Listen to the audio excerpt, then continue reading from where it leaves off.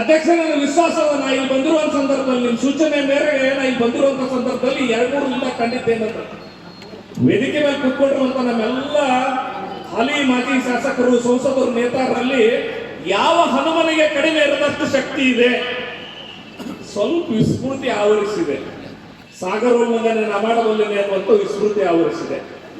ನನಗೆ ವಿಶ್ವಾಸದ ಆ ಹನುಮನಿಗೆ ಯಾವಾಗ ಜ್ಞಾನೋದಯ ಆಯ್ತು ಅಥವಾ ತನ್ನ ಶಕ್ತಿ ಅಂದಾಜು ಅಂತ ಹೇಳಿದ್ರೆ, ಜಾಂಬವಂತ ಹನುಮನಿಗೆ ಹೇಳಬೇಕಾಗಿ ಬಂದಿತ್ತು, ನಿಂದ ಶಕ್ತಿ ಇಷ್ಟೇ ಇಲ್ಲ, ನೀ ಸಾಗರ ಉಲ್ಲಂಘನೆ ಮಾಡಬಲ್ಲೆ, ಶ್ರೀರಾಮನ ಕಾರ್ಯಕ್ಕೆ ಉಪಯೋಗವಾಗಬಲ್ಲೆ, ರಾಮರಾಜ್ಯದ ಸ್ಥಾಪನೆಗೆ ಹನುಮ ಶಕ್ತಿ ಅಗತ್ಯವಿದೆ ಅನ್ನುವಂಥದ್ದನ್ನ ಅವತ್ತು ಜಾಂಬವಂತ ಹೇಳ್ದ.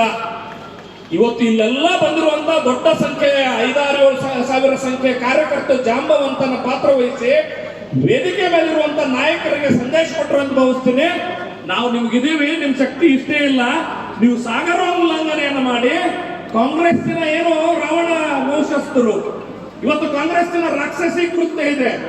ಏನು ಕಾಂಗ್ರೆಸ್ನವರು ಇಡೀ ಈ ದೇಶದಲ್ಲಿ ರಾವಣ ರಾಜ್ಯ ಸ್ಥಾಪನೆ ಮಾಡ್ಬೇಕಂತಾರೆ, ಬರ್ಲಿರುವಂತಹ ದಿನಗಳಲ್ಲಿ ರಾಮರಾಜ್ಯದ ಸ್ಥಾಪನೆ ಆಗ್ಬೇಕಂತ ಹೇಳಿದ್ರೆ ನಿಮ್ಮ ಶಕ್ತಿ ತೋರಿಸಬೇಕು, ಆ ಶಕ್ತಿಯ ಮೂಲಕ ಕರ್ನಾಟಕದಲ್ಲಿ ರಾಮರಾಜ್ಯ ಸ್ಥಾಪನೆ ಆಗ್ಬೇಕು ಅನ್ನುವಂತ ಅಪೇಕ್ಷೆಯನ್ನು ವ್ಯಕ್ತಪಡಿಸುವ ಹೋರಾಟ ಇದು ಅಂತ ಒಂದು ಕಡೆ ಅಧ್ಯಕ್ಷರು ಬಂದಿದ್ದಾರೆ.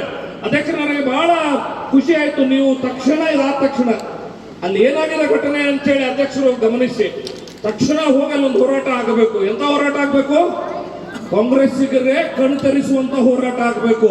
ಬಂಧುಗಳೇ, ನನಗೆ ವಿಶ್ವಾಸ ಇದೆ ಸರ್, ನೀವು ಮೇಲಿಂದ ಮೇಲೆ ಈ ಭಾಗದಲ್ಲಿ ಬಂದ್ರೆ ಕಲ್ಯಾಣ ಕರ್ನಾಟಕದ 41 ವಿಧಾನಸಭಾ ಕ್ಷೇತ್ರದಲ್ಲಿ ಕಾಂಗ್ರೆಸ್ಸಿಗರು ಏನು ಒಂದು ರೀತಿ ವೋಟ್ ಬ್ಯಾಂಕ್ ರಾಜಕಾರಣವನ್ನು ಮಾಡ್ತಿದ್ದಾರೆ. 41 ಕ್ಷೇತ್ರಗಳಲ್ಲಿ ಹಿಂದುಳಿವಿಕೆಯನ್ನೇ ಬಂಡವಾಳ ಮಾಡಿ ಅಭಿವೃದ್ಧಿಯನ್ನು ಮಾಡ್ತಿದ್ದಾರೆ. KDP ಮೀಟಿಂಗ್ 3 ವರ್ಷ ಮಾಡಕ್ ಆಗ್ತಿಲ್ಲ. ನೀವು ಅರ್ಥ ಮಾಡ್ಕೊಳ್ಳಿ, ಕಾಂಗ್ರೆಸ್ ಈ ಭಾಗವನ್ನ ಹಿಂದುಳಿಸಲೇಬೇಕು ಅಂದ್ರೆ ಮಾತ್ರ ನಾವು ವೋಟ್ ಗೆಲ್ತಾವ ಅನ್ನುವಂತ ಕೆಟ್ಟ ರಾಜಕಾರಣ ಮಾಡ್ತಿದ್ದಾರೆ. ಏನು ಕಾಂಗ್ರೆಸ್ ಹಿಂದೂಗಳ ವಿರುದ್ಧ ರಜಾಕರನ್ನ ಮುಂದಿಟ್ಕೊಂಡು ಒಂದು ಯುದ್ಧವನ್ನ ಮಾಡಿದ್ರು. ಯಾವ ಯುದ್ಧ ಹೇಳ್ತಾರೆ ಮಹಾಭಾರತದಲ್ಲಿ? ಮುಂದೆ ಬೇರೆಯವ್ರನ್ನ ಇಟ್ಕೊಂಡು ಹಿಂದೆ ಯುದ್ಧ ಮಾಡುವಂತದ್ದನ್ನ ಒಂದು ವಿಶೇಷ ಶಬ್ದ ಇದೆ. ಕಾಂಗ್ರೆಸ್ಸಿಗರೇನು ಮುಂದೆ ರಜಾಕರನ್ನ ಇಟ್ಕೊಂಡು ಹೋರಾಟ, ನವ ರಜಾಕರನ್ನ ಇಟ್ಕೊಂಡು ಹೋರಾಟ ಮಾಡುವಂತ ಪ್ರಯತ್ನ ಮಾಡ್ತಿದ್ದಾರೆ. ಹಿಂದೂ ಶಕ್ತಿ ಜಾಗೃತ ಆಗತ್ತೆ, ಅದು ವಿಜಯನಗರ ನೇತೃತ್ವದಲ್ಲಿ ಖಂಡಿತ ಈ ಯುದ್ಧ ಧರ್ಮ ಯುದ್ಧದಲ್ಲಿ ಗೆದ್ದೇ ಗೆಲ್ತೀವಿ ಅನ್ನುವಂತ ವಿಶ್ವಾಸವನ್ನು ಈ ಸಂದರ್ಭದಲ್ಲಿ ವ್ಯಕ್ತಪಡಿಸ್ತಾ ಸರ್, 28ರವರೆಗೂ ನಮ್ಮ ಸರ್ಕಾರ ಬರ್ಲಿಕ್ಕೆ ನಮ್ಗೆ ಯಾರಿಗೂ ವ್ಯವಧಾನ ಇಲ್ಲ.